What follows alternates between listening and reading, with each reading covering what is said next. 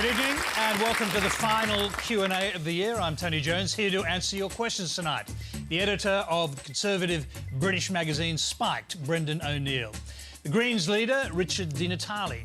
The deputy leader of the Parliamentary Labor Party, Tanya Plibersek. The president of the Senate, Victorian Liberal Scott Ryan. And prominent lawyer and community advocate Nyadol Nyuon. Please welcome our panel.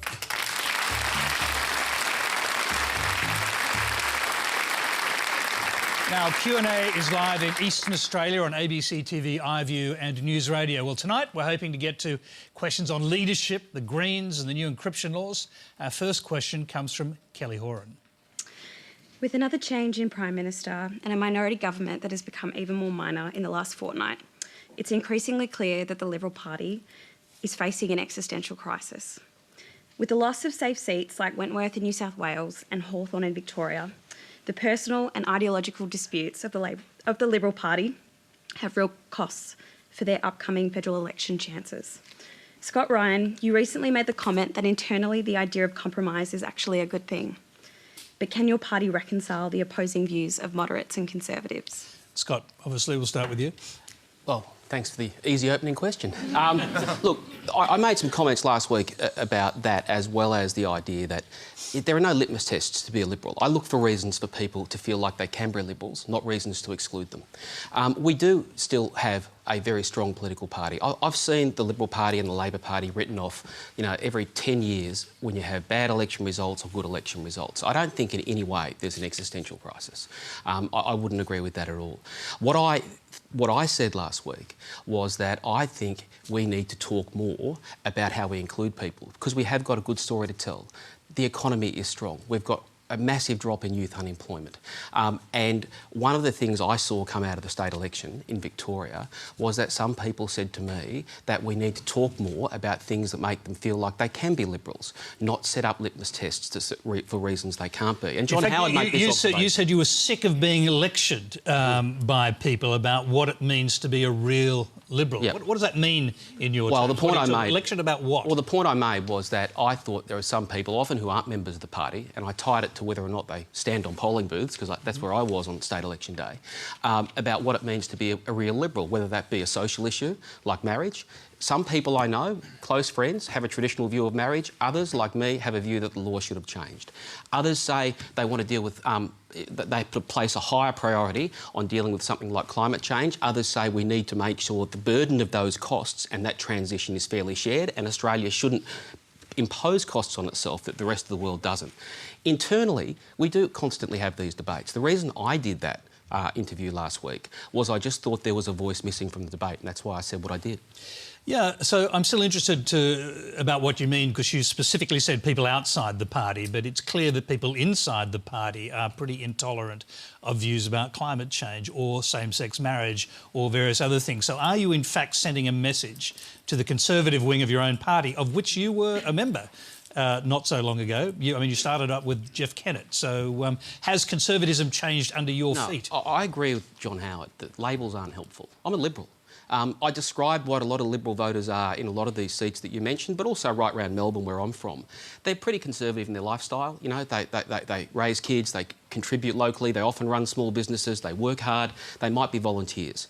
But they're pretty Liberal in their political outlook, and that's why I said what I did. And that's why I made socially Liberal? Yeah, socially Liberal. Some of them have different views, but they're not absolutists. The other point I made was they didn't want views rammed down their throat, but they also didn't want their views to be rammed down other people's throats. Okay. We've got another question, a similar subject, then we'll bring in the other panellists as well. It's from Jeanette Wright. Yes, my hypothetical question is directed also at Senator Ryan. If a politician of the calibre of Menzies were around in 2018, would he embrace, or would they embrace, such things as renewable energy, gay marriage and multiculturalism? I've always thought it's fraught trying to take figures from history and apply them to the policy tests of today. Because the truth is, there's no figure in history that stands up to the policy tests of today. I mean, don't look for perfection in politics, don't look for perfection in humanity. What I try and look at are what are the values that they would apply to dealing with situations? Because the truth is, same-sex marriage was not contemplated when Robert Menzies was Prime Minister. So I don't know how helpful it is to try and take a historical figure and claim ownership like that. The point I was trying to make is that our values are ones that support people aspiring. The key test, in my view, of whether you can be a Liberal, I'm conscious that I just said there shouldn't be a litmus test, but really is, are you willing to have internal debate? Are you willing to allow your colleagues to have a different opinion? Because the dividing line in Australian politics has historically been that the Labor Party instituted a binding caucus at the start of the 20th century, and the Liberal Party has never had that. And I firmly believe that is at the core of the Liberal Party. So I want people to feel free to express different views, whether it be renewable energy or same-sex marriage, because we are as diverse as the Australian community and we should aspire to be. Tanya Plibersek, how does the modern Liberal Party look from your perspective? I know it's obviously, this may seem like a question where you can just jump on board with a whole bunch of stuff that you do better, in your opinion. But could you give us your sense of the party, how it's evolved? Well, I was listening to what Scott was describing and I was thinking, well, that's a party I'd join as well. It's just so out of touch with the reality of what's happening in the modern Liberal Party today in Canberra. I wish there was more tolerance for difference of opinion and debate within the modern Liberal Party. I think it would be a healthier democracy if we had that. But I don't see any evidence of that in your colleagues in Canberra, and I don't see much evidence of that here in New South Wales. Scott, you were saying that Liberals are people who love their families, work hard and contribute to their community. I think Labor people do that too. I think Greens probably do it too. Absolutely. I don't think that's uniquely a Liberal thing. Not so sure. No, I don't mean that. That's just a joke. I think the problem with the Liberal Party at the moment is that's not what we're focusing on. The debates, like the intensity of the debate about climate change and energy policy, it is so poisonous and so toxic that Liberals now can't even vote for Liberal policy. Like, as a Labor Party, we've said we wanted our carbon pollution reduction scheme. The Greens and the Liberals knocked that over. We had a price on carbon. The Liberals got rid of that. Then we've, at each time the Liberals have had a proposal, whether it's an emissions intensity scheme, whether it's the proposal from the Chief Scientist, the most recent thing, the National Energy Guarantee, we have been prepared to compromise, to work with the government to provide certainty so that there can be investment in large-scale renewables and so on. And the Liberals can't agree with Liberal policy that we are prepared to work with. Can I just test this?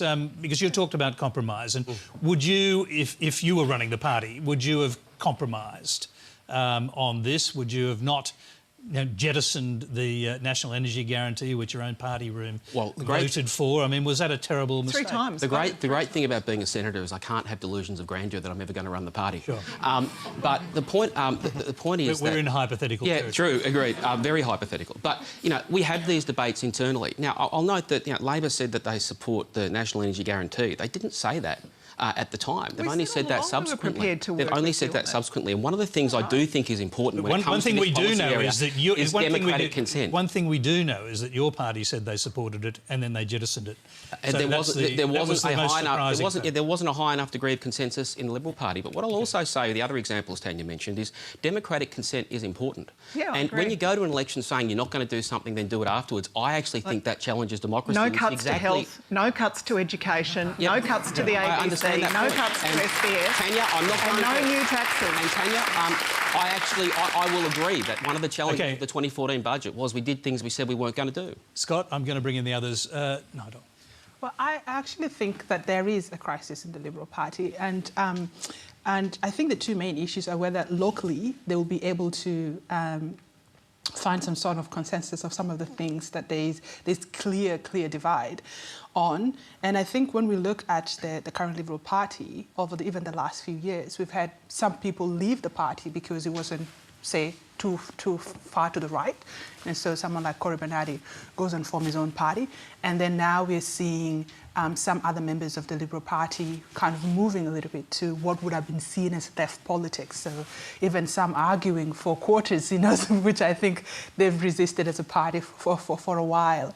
I think that when it comes to things like marriage equality, when it comes to all the quote-unquote cultural wars, when it comes to things like climate change, that they are so far apart, members of the Liberal Party, that what is left most of the time is seeing people leaving the party. So Julian Banks is a recent example of it. But I don't think that this is something new to the Liberal Party. I think this is, I've been trying to follow some of the politics even in the United States. I think this is a crisis of conservatism in some ways. There seems to be quite a pull to the right, extreme right to some degree, and to others who maybe want to maintain the centre.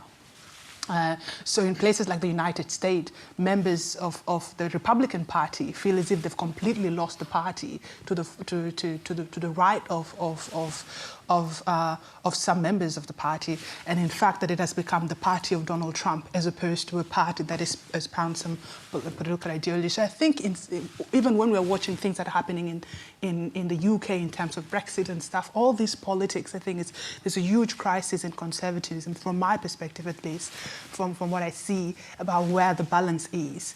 And I think they're losing to the right. Richard Di Natale.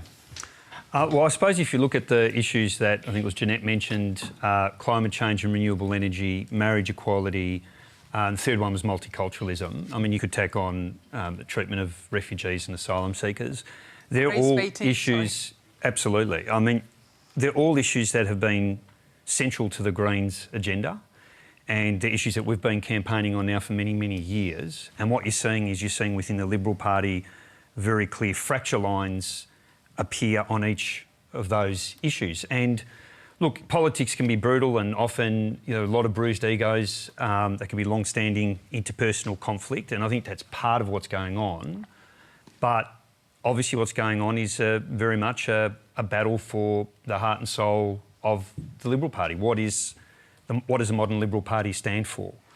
And there is a real question about whether it's going to be a party that accepts the science on climate change, acknowledges that we do need a clear price on carbon. I mean, this is classic. This should be classic economics 101 for a party that espouses, values of the market. But we need to have a price on carbon. We need to make the transition to renewables. By doing that, we bring down prices. On marriage equality, Australian society's moved on, and the Liberal Party, some members of the Liberal Party haven't. And I think on multiculturalism and refugees, you only need to look at what happened in the Parliament last week to see that issue's causing huge problems within the Liberal Party. So I think you've got all of those issues that the Greens have been campaigning on and have been front and centre to who we are. I mean, we're a party that, for all our faults and for the criticisms... We'll let you talk more about the Greens in a minute. Yeah, We've got specific questions about the Greens. We're talking about the government, sure. the Liberal Party in particular at the moment. Brendan. I think the Liberal Party is in crisis at the moment, but I think that might actually be a sign of some health in the Liberal Party, because if there is disagreement among Liberals about issues like climate change and same-sex marriage and multiculturalism and so on, that does suggest that they are tussling with some very important culture war issues, political conflicts and issues over which there are, in fact, disagreements among the public, despite what Richard might say. Whereas Labour and the Greens possibly have a more conformist take on those issues and possibly have even quelled any form of dissent within their ranks in relation to those issues. You try being a climate change sceptic in the Labour Party, it's not allowed. You try criticising same-sex marriage, whether from a religious perspective or a secular perspective, it's not allowed.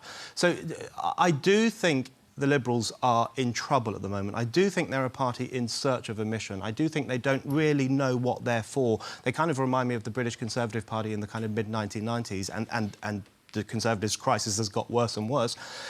So I do think they need to get a handle on that. But I would say that if there is all this disagreement within the Liberal Party, then, as Scott says, that could actually be a sign that they are reflective of tensions in society. I'd be far more suspicious of parties which had a very clear line on every single issue, as Labour and the Greens tend to do, because that might suggest that they are sidelining very important debate about very important issues. But Brendan, the problem with the Liberals is it's the tail wagging the dog. It's the extreme right of the Liberal Party that's running the show. It's not a healthy tension between two equal and opposing camps.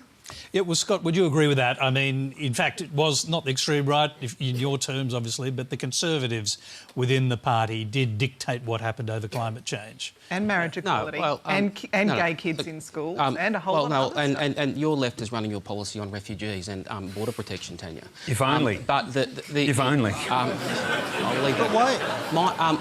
I actually think Brendan's got a point. I actually believe in debate. Okay, I believe in compromise, but I also believe in debate. I'm not the font of all wisdom. I have to compromise, for example, on some aspects of the energy policy last week. I had some priorities I thought should be reflected in it.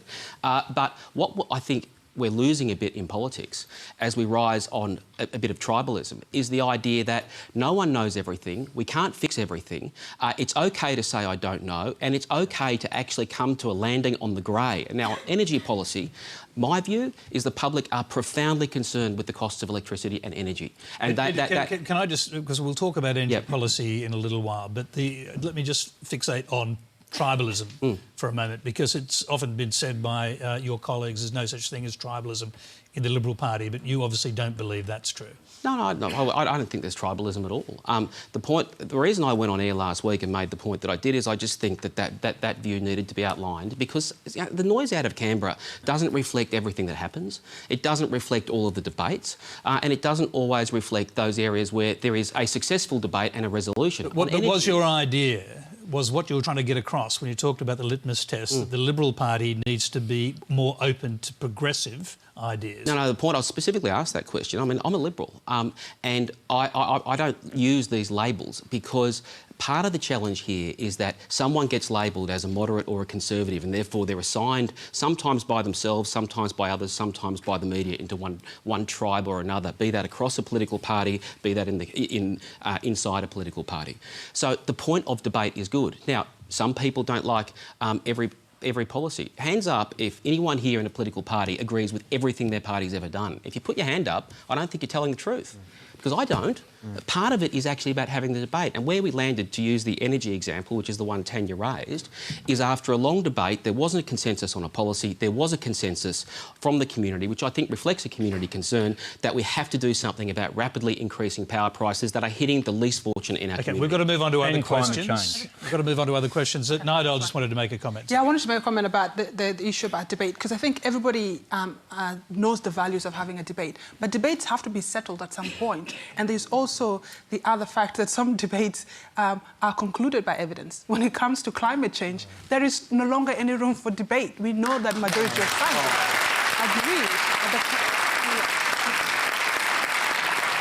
So when it comes to things like climate change, for example, we know that scientists have kind of settled that question, or at least significantly settled that question. When it comes to the issue of marriage equality, which is a social issue, a much more complex issue, we know that the Australian community have decided that their view is to support marriage equality. Where is the debate? There is, I think some of it is just refusing to listen to what people are One point on that, though, is we haven't settled on a keep going. We've got to get how on to deal with climate change. And that's what's happening in France as well. There may be an agreement. Let us come back to that issue. Tony, something that Scott said was... actually, I want to agree with him. Just reminding me of Parliament. Just give me 1 minute to agree with Scott.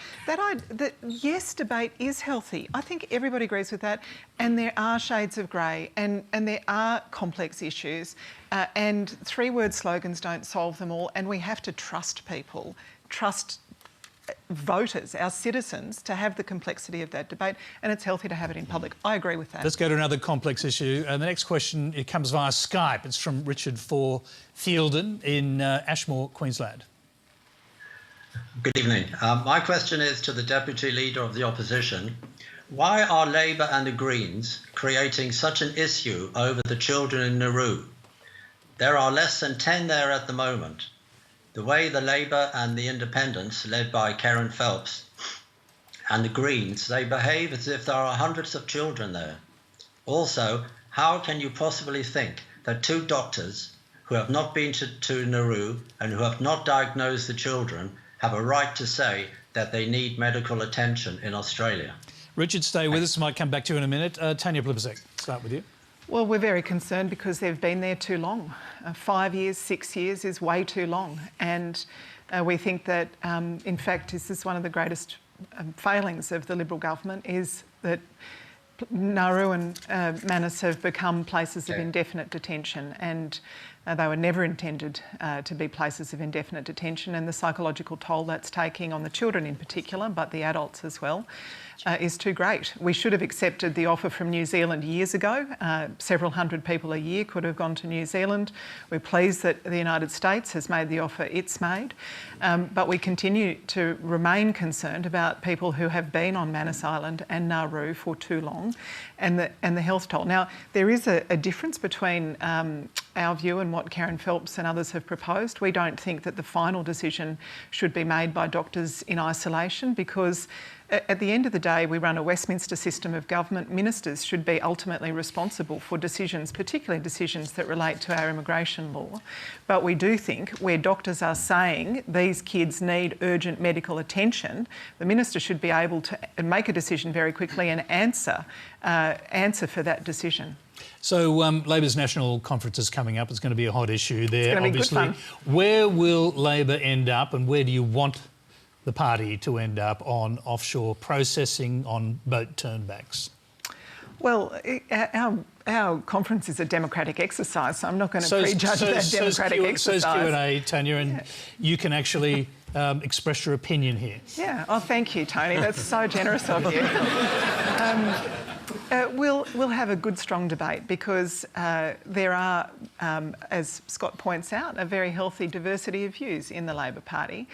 But I think there is something that unifies us all. We are all unified in the knowledge that Australia is a compassionate country, and we should do more. We should do more as a good global citizen than we are doing currently. We should be able to bring more people to Australia, but we should bring them here on the safety of a Qantas jet. We shouldn't put the people smugglers back in business, because that's not in anybody's interests. We also need a foreign policy. Can I just say, are you in favour of retaining the policy of boat turnbacks? Well, we'll look at all of the policies that we've got at the National Conference, but offshore processing and turnbacks, yes, I support current Labor policy, but I also believe that we can get people off Manus Island and Nauru. I believe we can bring more people here and bring them safely. And I also think, Tony, the other thing that we don't often talk about in relation to refugees and asylum seekers is we need a strong foreign policy, and we need a strong aid program. Our aid program makes it possible for people to stay with dignity in countries of first asylum. We know the poorest countries in the world are disproportionately bearing the responsibility of looking after hundreds of thousands, in some cases millions of displaced people, 65 million displaced people in the world today. And I also think our foreign policy has to strongly say, particularly to countries in our region such as Myanmar, that has this crisis with Rohingya refugees. We believe 800,000 have left their homes, fled their homes recently. Our foreign policy has to be a strong and principled foreign policy that says it should be safe, it must be safe for these people to stay in their homes. Thank you, Tanya. Now, Richard Di Natale, Greens were mentioned in that question alongside the Labor Party, so your answer. So I agree with much of what Tanya says. It's not going to be much fun tonight because we seem to be agreeing with each other a lot. I'm sure it won't last. It'll I agree be with much more particularly the commitment commitment to investing in our foreign aid budget, and I'd be really pleased if the Labor Party adopted a 0.7% commitment of GDP. Okay, I'm going to bring you directly to the question. Okay. So the first thing to say is those refugee prisons need to be shut down. They need to be shut down, and those people who are on there should be brought here to Australia. Right? You know what we're actually debating with this bill, Tony? We are debating whether people who need medical care should get it. That's all this bill does. This bill says that people who've been locked up, tortured and abused, many of them children, but this isn't just limited to children, whether those people, if they're assessed as requiring medical care and they can't get it where they are, whether they should be entitled to get it. Now, what decent country says to people who have been locked up indefinitely, people who are in desperate need of care, dozens of people who have attempted suicide in the last few weeks, people who have died because they haven't accessed medical care, what decent government says to those people, you are not entitled to get the care that you need? Okay, that's what this is just about. before we go to the other panellists, I want to just see if our questioner wants to come back in. Richard, on Skype, I think has been listening to the question. Can I just come back with one question? Yeah. Once you bring the families to Australia for medical treatment, what will you be doing with them then? Well, they should stay in Australia. This is, I mean, our policy on this is very, very clear. People who are currently on Nauru and Manus should be brought to Australia where they can contribute. They have suffered enough. This is immoral. It's costing the government billions of dollars. It's completely unnecessary, and there are alternatives. And we will be fighting every step of the way to end this inhumane and brutal regime. And another thing, Tony, we need a royal commission into this.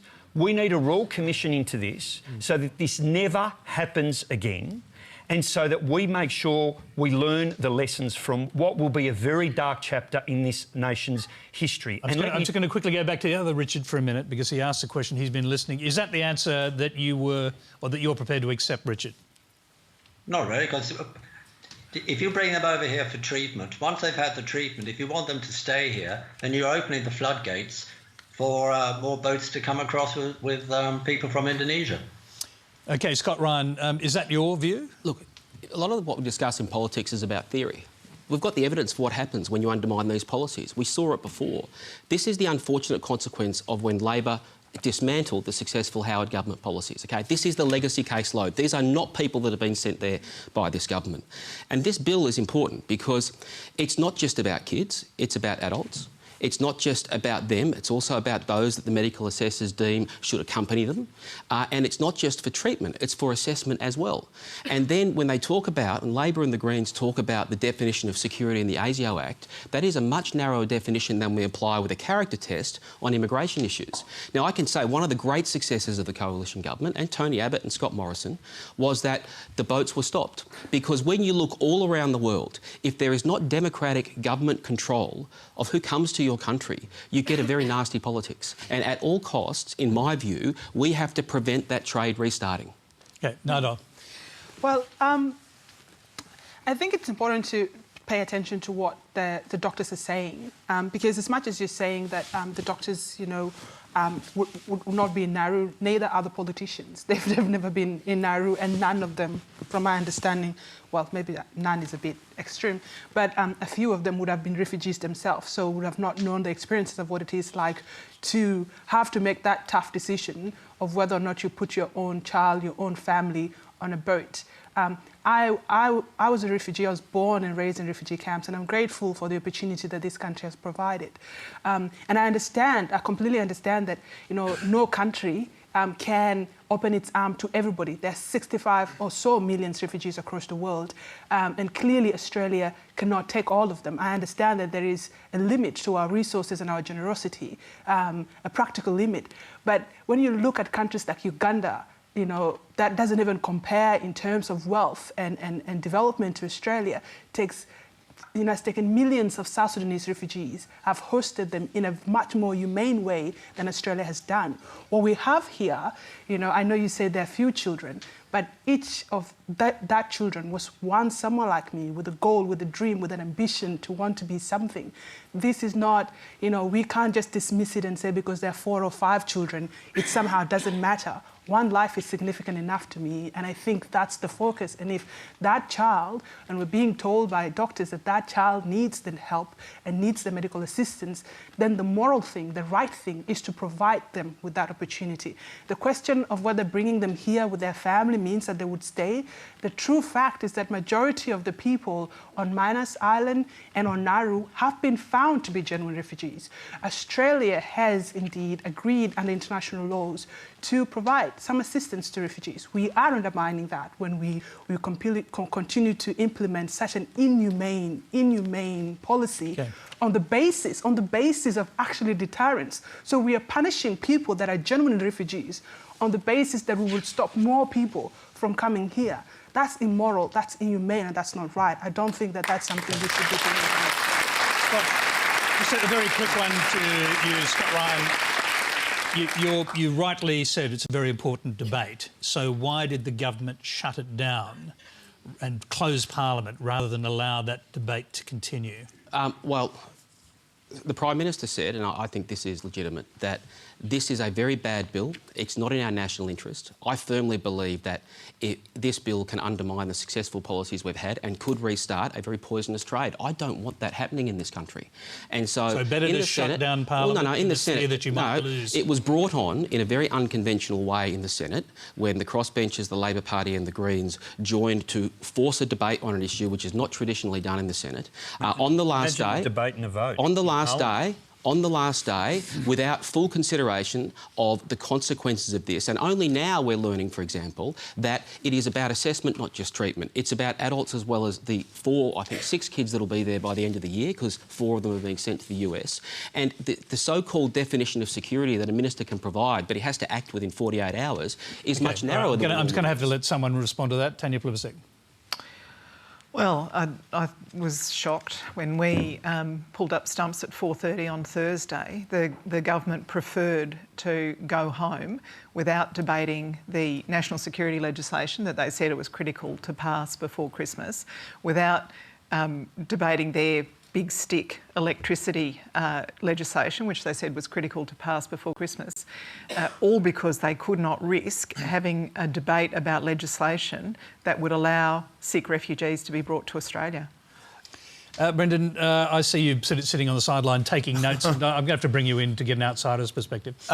Well, I'm glad Tanya mentioned the importance of ministerial oversight, because it does look like some of this argument that doctors should be trusted to determine who should come to Australia and why they need to come here, that does look like the outsourcing of what ought to be a democratic issue to unelected experts. And that's something that would concern me. Medical care. That would concern... Right.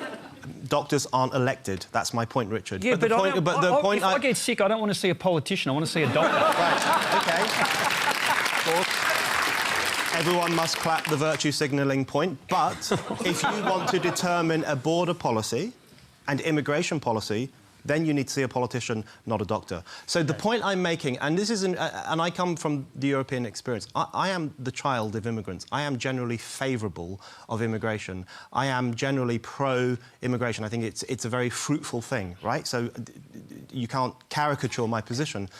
But the experience I know from Europe is that if you remove the question of immigration from the democratic process, if you remove it from the political process, you cause all sorts of problems. You do 2 things in particular. You irritate national populations who think that they should have a say in this discussion and that it shouldn't be down to doctors, it should be down to the public. The second thing is we have to bear in mind the unintended consequences of virtue signalling. One of the unintended consequences of virtue signalling in the European context, when Angela Merkel basically said, come to Europe, 1.5 million people come to Europe, one of the unintended consequences of that is that people died. People died because the green light was given and more boats sailed to Europe in incredibly risky conditions, and hundreds more people suffered as a consequence of that policy.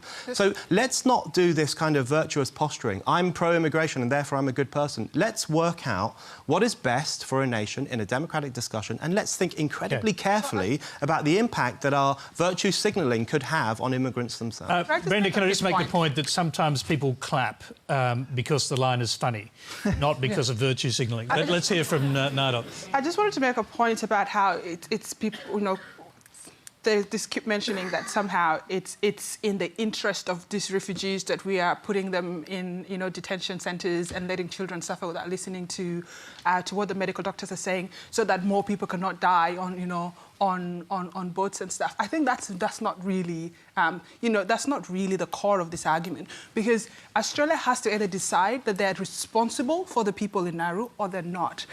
We can't, on the one hand, hold on to them and say, well, you can't go to New Zealand because, you know, if you go to New Zealand, then more boats are going to come. But then somehow say, well, we don't have responsibility over this to some degree, to bring them here and give them the medical support that they need.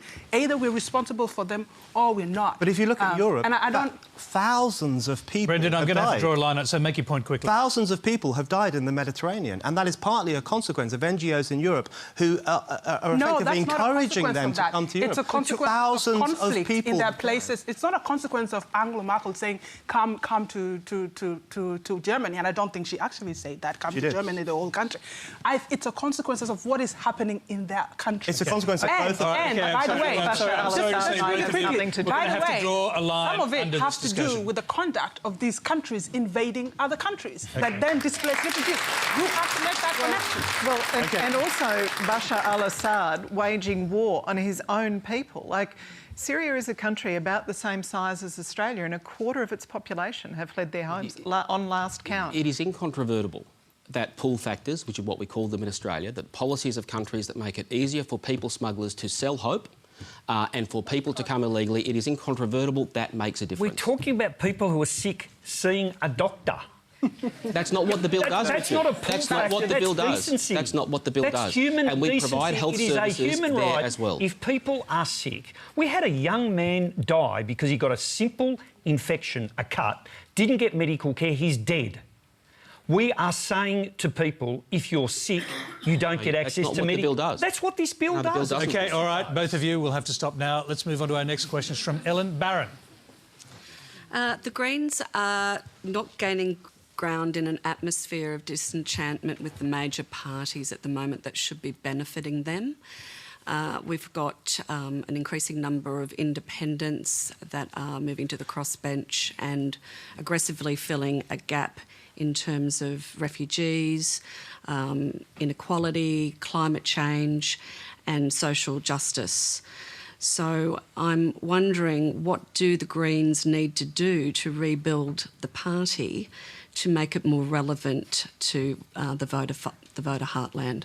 Richard, this is almost your version of the first question, as whether the Greens are facing an existential crisis. It's a very good question. I mean, let me say on the point of having more diversity and more voices in our parliament, that's a good thing. And I'm really pleased to see a number of very progressive, outward-focused independents in our parliament. It's a good thing for our democracy, and we're working very constructively on the crossbench in the lower house, my colleague Adam Bant, with other members of the crossbench. And we need to see a break-up of the major party duopoly because it's not healthy. It's a good thing for the country.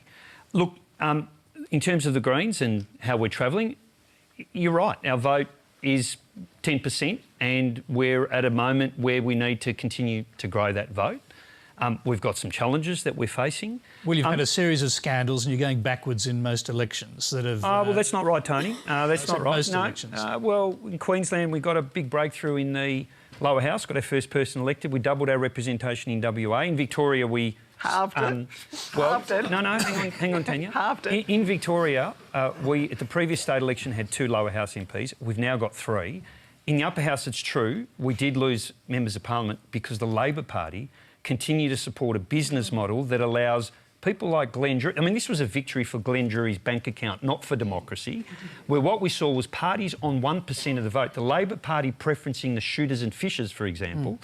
And so you get a party on 1% of the vote in Victoria getting elected when the Greens are getting 13% of the vote. And it's an indictment on Victorian Labor that they wouldn't reform it. It's always someone else's fault, No, isn't it? I mean, we fixed it. We fixed it federally. We made that change in Victoria. But I'm not... We do absolutely have some challenges. You're not complacent. Far from complacent, Tony. Because you wouldn't want to be when you're going backwards. One of the good things in Victoria, if I may say so, was the Victorian Labor government adopted a range of policies that we've been campaigning on for a long time. Subsidies for battery storage technology, solar panel technology, voluntary assisted dying, medically supervised injecting rooms, more rights for people who are renting properties. All Greens policies adopted by a progressive Labor government, and they were rewarded for it. That's a good thing. It may well be a good thing for progressive politics, if you want to put it in those terms. Well, that's what I'm here to do. Not necessarily a good thing for the Greens, because perhaps Labor and other independents are stealing your clothing. Well, in Wentworth, the Greens were not going to win that seat, and I'm glad it went to Karen Phelps, a progressive independent. Okay. And let's not forget the role that we play in the Senate. There's going to be a Labor government after the next election, probably in a landslide. And to be frank, this mob needs to be turfed out. And Tanya Plibersek will be the next Deputy Prime Minister of the country, and we think that's much better than the current situation. Unequivocally. Thank you. Unequivocally. So, Tanya, at least you're on a unity ticket on that. That might be the kiss of death for Tanya, so I'll have to apologise later. But, Well, Richard is much more confident about this than I am. well, Tanya won't say it, but I will, and it's a good thing that this government is turfed out because they've been a shocker. But we need the Labor Party to be held accountable, and it's the Greens in the Senate that will do that. We'll keep Bill Shorten honest. We'll keep pushing them on climate action, on refugees, on the big and controlling influence of corporations on our politics. You've almost forecast our next question. It's another Skype question, and it's from Roger Brisbane in Reedy Creek, Queensland. Good evening. People have not taken to Bill Shorten, but he's about to Bradbury into the lodge. Was it wise for the Labor Party to make it so difficult to change leaders? And are the Liberals in the same boat with a sandbagged, unelectable leader in Scott Morrison? Well, I'll ask another Scott Ryan. Oh, look, obviously, it won't come as any surprise. I don't agree with the premise of that particular question. Every election is winnable. I've seen, I remember the Kennett result in 1999 in Victoria, which just shook the foundations of politics in Australia, and then Campbell Newman went from 77 seats to a minority. So I don't agree with the premise. I think we changed our rules. Do you think Scott Morrison has what Jeff Kennett had? Sorry, what do you mean? Well,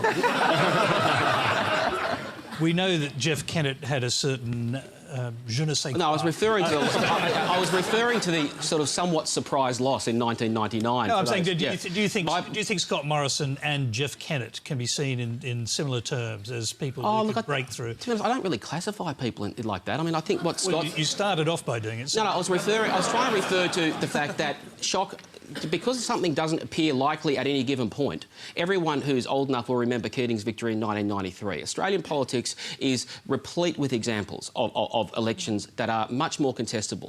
Now, because we have a lot more people not voting for minor parties, it's gone from sort of 10 to 30% over the last 30 years, I think elections are much more contestable than they used to be. So I think it was right for us to change our rules because... Was it right for you to change your leader? That seems to be the critical question at this point. Well, look, that's been debated. My position was well known. I mean, I supported Malcolm and then I supported Scott. I believe in honesty in these things. But was it right to make the change? Because politically, you're in a crisis now. Well, I wouldn't say I wouldn't use the word crisis, but the great thing about democracy is every 3 years we don't get to choose and analyse it. These people do.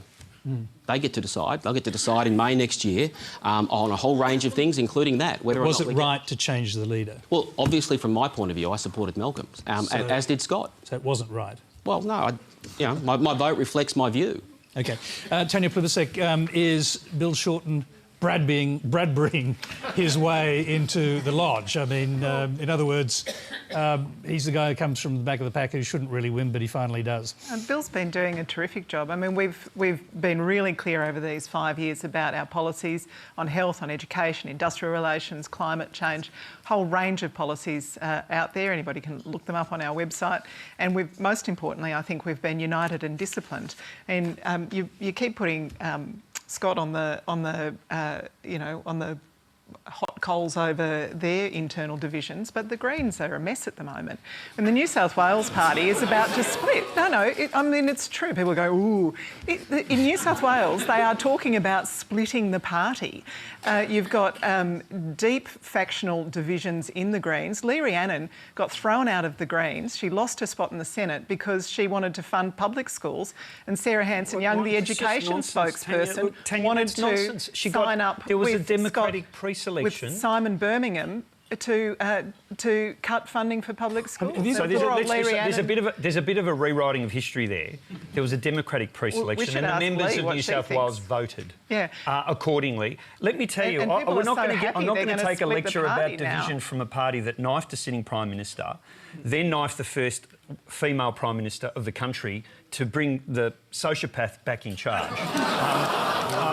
Well, Kevin Rudd was... I mean, that's the description Labor colleagues give to can I just say that's almost certainly, we're going to have to say that is not the stable. case, because we know there is a clinical definition of sociopath. And well, some of his colleagues might say he satisfied it. Well, I don't think legally we should even suggest it. Well, the point, of course, is that for the last 5 years we've been united and stable and focused on what matters to people's lives: a great health system, good schools for their kids, TAFE and university, good climate and energy policy, and jobs with decent paying conditions. We saw the national accounts come out last week. Company profits strong, wages flatlining, people living on the credit card, actual real net disposable income going backwards, so living standards falling. That's what's affecting people's lives. That's what we've been focused on, and that's why, frankly, Richard's very certain we're going to win. I'm not by any means certain, because anybody... I was going to ask you that, actually, because the suggestion in the question was that Scott Morrison is unelectable, but no. How dangerous would it be for you to make that assumption? There is no such thing. And if you read Philippa McGuinness's excellent book about 2001, the year everything changed, you can look at... in 2001, people assumed that Labor could win that election, and we had Tampa, and we had 9/11, and we had John Howard jettison a whole lot of unpopular policies, and everybody remembers what the election outcome was in 2001. There is no such thing as certainty in politics. No such thing. OK. You're watching Q&A Live. We're going to try and get to some other questions. As we wrap up the year, stay with us for a satirical highlight from the Wharf Review at the end of the program. The next question is from Isaac Wade. Technology companies, digital rights groups and the UN Special Rapporteur to the Right to Privacy are in agreement that the Assistance and Access Bill, as it stands, has real potential to create systemic weaknesses and vulnerabilities in software and hardware in use by everyday Australians. Given that data breaches, hacking attempts and vulnerabilities have damaged far more people and businesses than terrorist attacks, why was it necessary to pass this bill without proper debate? I'm going to start unusually over the other side with Brendan. What do you think about this? I mean, you're a great one for freedoms. This is, some privacies are under threat, clearly, as a result of this legislation, but the argument is it has to be done to stop terrorism. I don't buy that argument, and I don't buy that argument because we had the exact same discussion in Britain in the post-2001 period, post-9/11 and so on. I just think too often we use the threat of terrorism, which I think is a very real threat, and also the threat of paedophilia and other things that we all find repugnant, to justify new authoritarianism. And I'm very worried at the President that this potential clampdown on encryption will set, which is that the question is that our devices are either secure or they're not secure. And as soon as you open a backdoor, or as soon as you empower the government to force tech companies to change the functionality so that a backdoor can be opened, then you call into question the entire security of the system. And then it is open to abuse. It's open to abuse not only by government officials, but also by non-government forces too. So I think this is actually a really worrying piece of proposed legislation. I think it should be massively opposed. I think we are losing the golden age of internet freedom. We really have lost that thing that grew up in the 20 years ago or so, this idea that the internet would allow us both to communicate with people around the world, but also to do that in a way in which we could stay private and keep certain things private. Privacy and freedom of speech, both of those things on the internet are under attack by governments around the world, and I think that should worry us enormously. Scott Ryan, you weren't so happy with the bill either, were you? For slightly different reasons, but specifically you were worried about parliamentary privilege. Look, I wouldn't say I was unhappy with the bill at all. I raised an issue about parliamentary privilege, which refers to a number of Senate committee reports that go to metadata laws. You want the bill significantly amended? No, I didn't ask for specific amendments. I got a commitment that with respect to the operation of this and the metadata laws that were passed by Parliament, I think in the last Parliament, and also there have been a couple of, I don't want to go into great detail, there have been a couple of high-profile incidents with law enforcement and parliamentary privilege claims in the House and the Senate in recent years. So I got a commitment to work through those next year. I think the bill is important because the committee that looks at this bill is not like any other committee in Parliament. It's a committee that gets access to briefings that come from security agencies, confidential information that we literally can't share in the public domain. And that committee reported that with some amendments which were incorporated and a commitment for a review, I think in 18 months, if not 2 years, I got the commitment to look at the parliamentary privilege issues, that the bill should be put in place now. And I think we do need to respect the fact that there are serious people on that committee that have got long-standing expertise in these areas. I share Brendan's scepticism about privacy and particularly around free speech, but we haven't had, with the rise of more of these laws over the last 20 years in Australia, or 18 odd years, but there's been no evidence of abuse. Now, that doesn't mean we shouldn't remain eternally vigilant. But I think this parliamentary committee has proven that it does get the balance right. But with that 2-year review, with further consideration of amendments, I think we've struck that necessary balance. Tanya Plibersek, well, you did sort of vote it through with regrets and calling for future amendments. Yeah. But did you do that purely and simply because you were worried there might be a terrorist incident during the summer break? Okay. And you'd be blamed for it? Well, I wouldn't. If there was a terrorist incident, Tony, I wouldn't be thinking about who would be blamed. I would be thinking about loss of life and injury. Okay. But the political consequences if you had voted against the bill. We were worried because we had briefings from our security and intelligence agencies that said that the risk of incidents, including in the worst case, mass casualty terrorist incidents, increases around Christmas time. We were told that by our security agencies. We think this legislation did have a lot of flaws in it. I think it's about a 175-page bill. It's a big and complex piece of legislation, and it ought to be properly examined. We have secured a number of very important changes already, including things like that these powers can only be used in relation to serious offences, not just for any trivial matter. And we've secured a commitment that the committee will continue to investigate the bill and continue to make recommendations. There is a built-in review. But I think it's important, we all agree we need to keep people safe. We all agree that privacy and free speech are important in Australian democracy, and we all agree we need to balance those two things. Our committee normally does that. The Joint Standing Committee on Security and Intelligence Matters is a very well-functioning committee. They worked very well with the Attorney-General. Sadly, the Prime Minister and the Home Affairs Minister, Peter Dutton, did want to ram some of this through at the last minute, and I was disappointed at their behaviour. But the Attorney-General worked very well with the committee to progress some of the amendments already and to make a commitment to progress others after Christmas. Richard Di Natale. Well, let's actually look at what happened here. At the start of the week, Labor said they opposed the bill and they had a range of amendments that they were proposing to the bill. By the end of the week, Labor did not even support their own amendments. I had to move one of Labor's amendments and it was voted down by the Labor Party. And I understand why. When the government throws around words like national security and terrorism, it brings the two parties together. And unfortunately, we don't get the scrutiny that this legislation deserves because I think the Labor Party are worried about looking soft on issues like national security and terrorism. But you take the point that Tanya just made, that there is a fear among security services that there could be some sort of incident in the Christmas summer period to have not acted on the bill. And this legislation won't address that. Let me tell you what the legislation does, because we keep talking about national security like in the abstract. What this legislation does is it gives a backdoor to access private information that should be private. And I agree with Brendan on this. What it also does is it's a massive, massive kick in the teeth to the IT industry. The IT industry, people right across the spectrum have said, this is unworkable. And all you're doing is you're giving tools to criminals, to state espionage, to be able to use what you're forcing governments to implement here against its own people, against the government. We're jeopardising a multi-billion-dollar industry.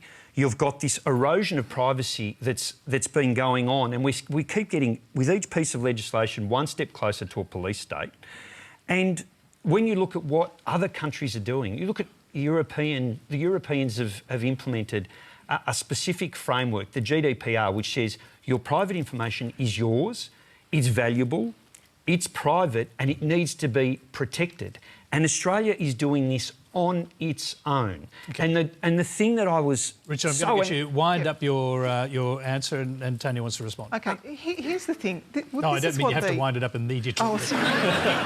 Well, no, finish. Go on, and then I just really need to make... I suppose all I'll say here is, Tony, is on these really complex pieces of legislation, we rammed this through the Senate. It was rammed through in a last-minute deal because the Labor Party were worried about looking, soft on this. And I understand what some of those considerations are like, but you need, with legislation like this, you need a strong opposition, and it's why you do need parties like the Greens in the Senate that can take a stand that might seem unpopular, but can analyse this legislation and recognise it for what it is, which is a massive kick in the teeth to an IT sector and a huge erosion of people's privacy. I agree with Richard that there are actually economic problems with this. It does actually challenge a number of very important players in our IT industry.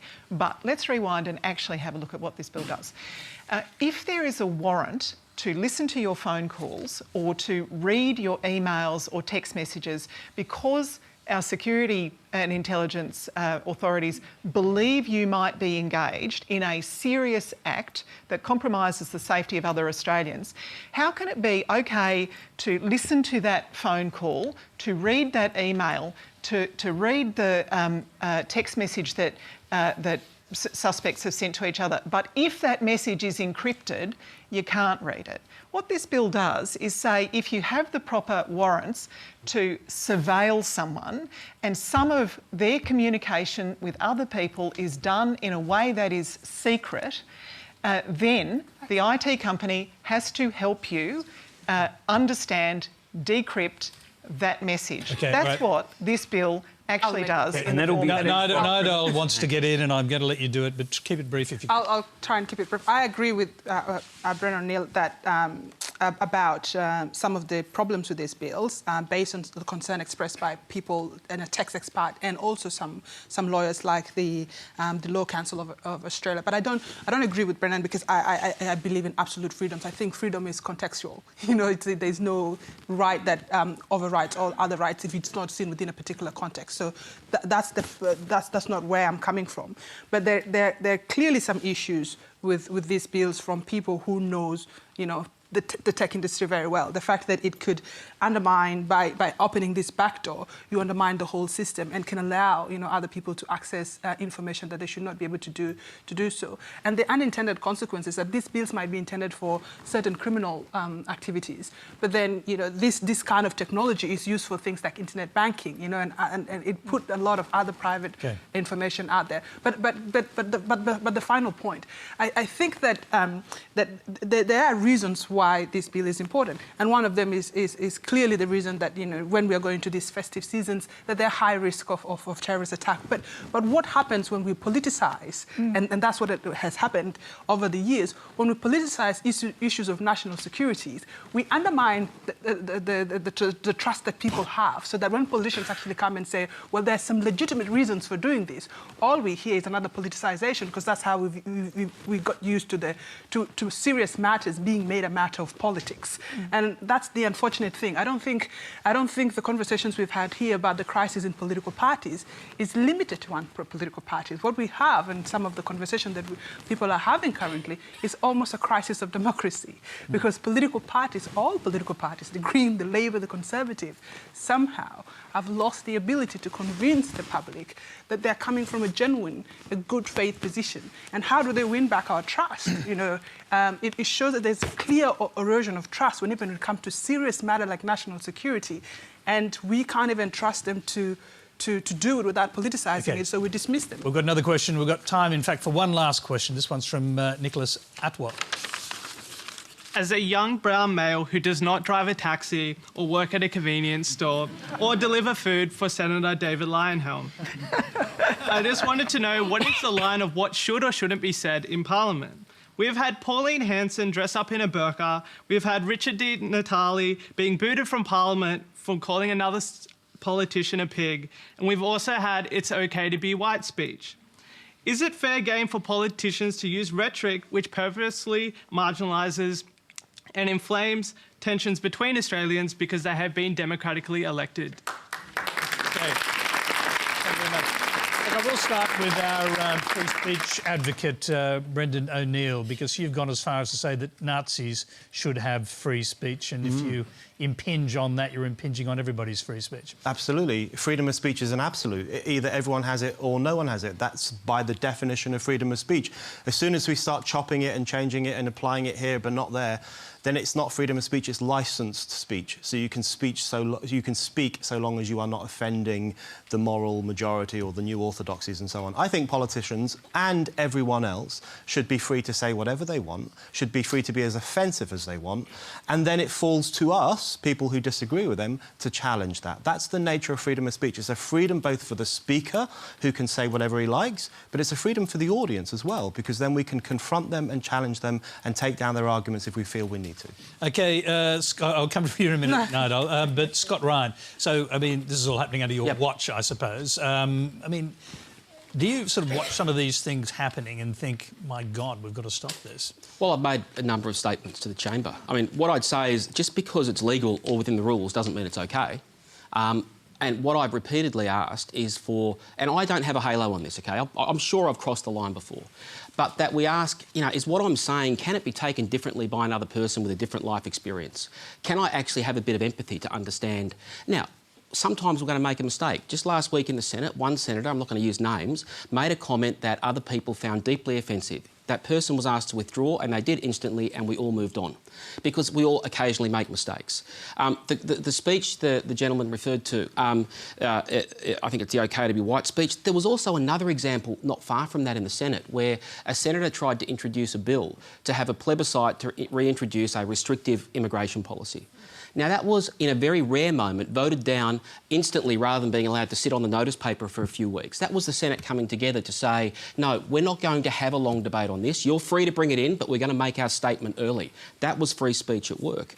I think speech needs to be challenging, but rules can't accommodate manners. And as I said, I haven't been perfect, but in the Senate, when Richard was asked to leave for the day, that was a vote of the Senate. It wasn't me. I don't have the power to expel someone from the Senate the way a Speaker does in the House of Representatives. I don't know if it'd be a good idea if I did, but the rules of the Senate are essentially if another senator says something that's either deeply offensive, they ask it to be withdrawn. If it's not withdrawn, then we get a problem. There have been some inappropriate things to be said, and I've made numerous comments to say, can we just be judged not on the outrage that some people seek or that some people might inadvertently create, but by our deeds and our words expressed in debate. Nyadol. Well, I don't believe that there is anything as absolute free speech. I think that all rights that we have exist in a particular historical context, but also in contrast with other rights and responsibilities. I don't think there is absolute free speech because we know even some of the advocates of who said that they're for all absolute free speech would on one ground rebuke a young girl who refused to stand up for the Australian flag because that's not the kind of speech that they like. It's reasonable sometimes to restrict speech because it's not generally prima facie good public policy to have people engage in certain form of speech. Clearly, incitement of violence, for example, is a clear area where that is no longer an area where you can have an argument that it's free speech. Now, this is the other thing that I think it's really important about this idea of free speech is that free speech absolutists, people who believe in this idea of complete and free speech seems to treat it as if it's independent of their own ideological values and standing. And I think the only reason why they afford to do so is because they engage in merely an intellectual argument. So they say, yes, Nazis have the right to hate, Nazis have the rights to debate, but then they leave it there and don't consider the consequences of that speech. No, I'm going to pause you there just for a minute because I want to go back to Brendan because, I mean, clearly you're partly being referred to there. But also, here's one quote from your famous recent article. Censoring racism demeans minority groups. Absolutely. Just give us a brief description of why that is, and I'll go back to Nyadol. Because it suggests that minority groups aren't capable of negotiating public life and difficult debate without having the scaffolding of censorship to protect them. No. My opposition to anti-racist censorship is precisely because I'm anti-racist. I want to know where racism is, who's articulating it, what it consists of and how I might confront it. One of the greatest defenders of freedom of speech was Frederick Douglass. He was a former slave in the United States who then became an anti-slavery abolitionist. He argued that freedom of speech is the most valuable freedom for oppressed groups. He said slavery wouldn't have survived 10 years if slaves had freedom of speech, because that would have allowed them to express themselves, to organise themselves, to distribute pamphlets, to organise political groups and so on. Freedom of speech was traditionally seen as the greatest friend of oppressed groups, the means through which they could articulate the case for their liberation. I'm so depressed by the way in which the left has now turned against freedom of speech and argues that censorship is the thing that repressed groups need. That is a real sellout of oppressed minorities. I'm sorry to do this to you. We're over time. I just want to hear from our questioner, Nicholas. Nicholas, what do you think about the arguments you're hearing?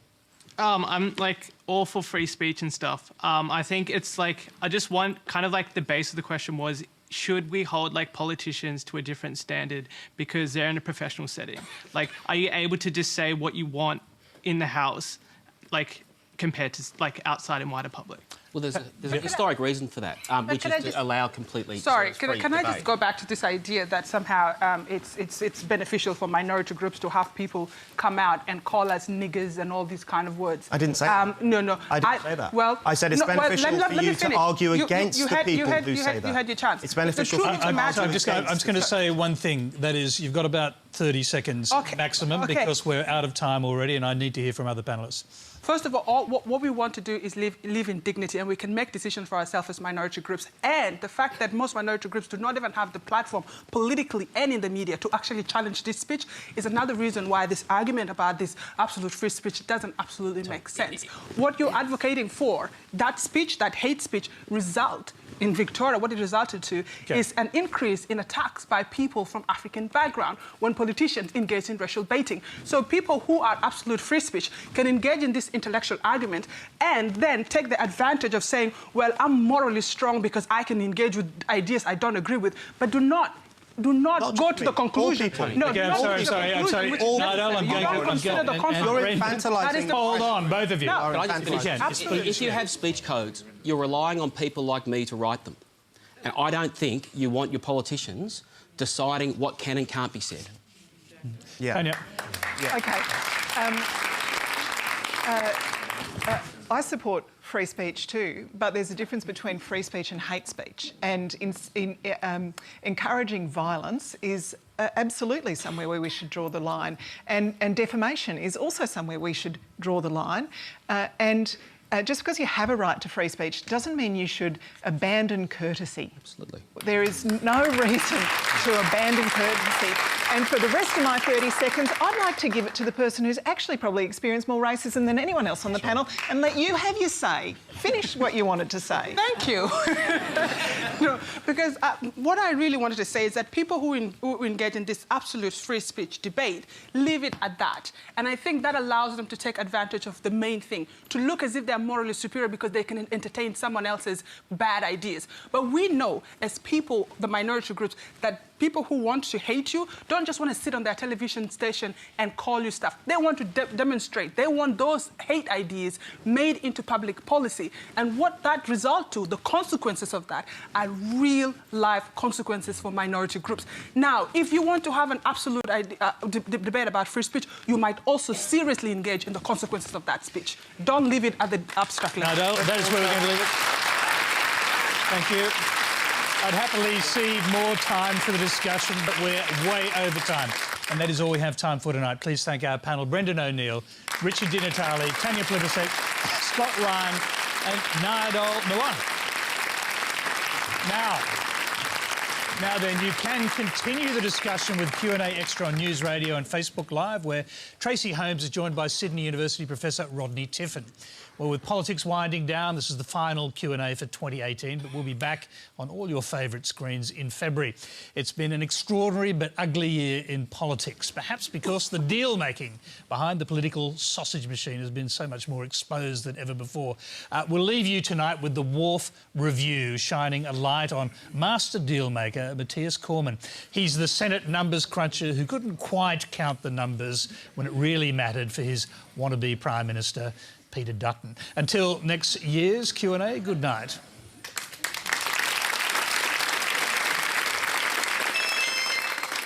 Hello, Matthias Cormann here.